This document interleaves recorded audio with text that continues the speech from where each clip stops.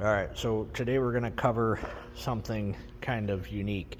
I've got the battery power supply maintainer on this Buick, and I've got a test lead here on my scope running between the hoist, which is grounded, and the ground on the car.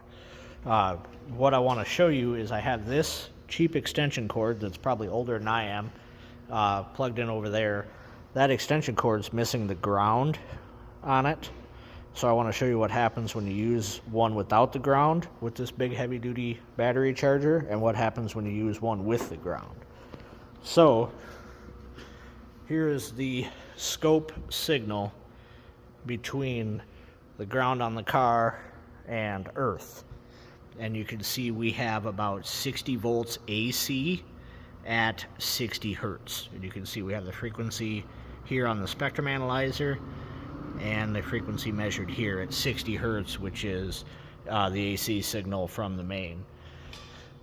So now I'm going to show you that that supplies no current because I have the test light in the same location, and I'm going to touch the test light to the hoist like this. And now that I'm doing that, you can see we have a flat line. I take the test light away, the voltage comes back. I put the test light down, voltage goes away. So it's very low current. It's not lighting the test light, which it's not gonna because it's AC voltage. But I just want to show you that. Now I'm gonna swap out extension cords and show you what it looks like with a proper cord. Yellow extension cord plugged in, which has a ground terminal. And we did adjust our scale a little bit. So instead of 60 volts, we have 5 volts, and you can see it's clipped there. And then we just have a lower negative voltage, but it's managed much better. It's still 60 hertz, it's just a much lower voltage. And again, if I take my test light and I want to eliminate that pretty much entirely, I'm going to touch the test light here, and you watch that signal go down to basically 0.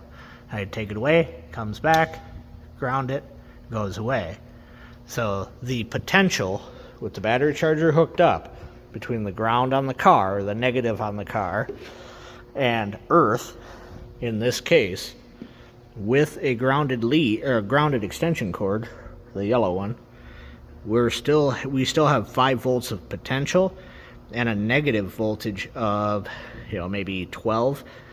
And again, this is due to the electronics, and it's very, very low current, so we're not worried about anything.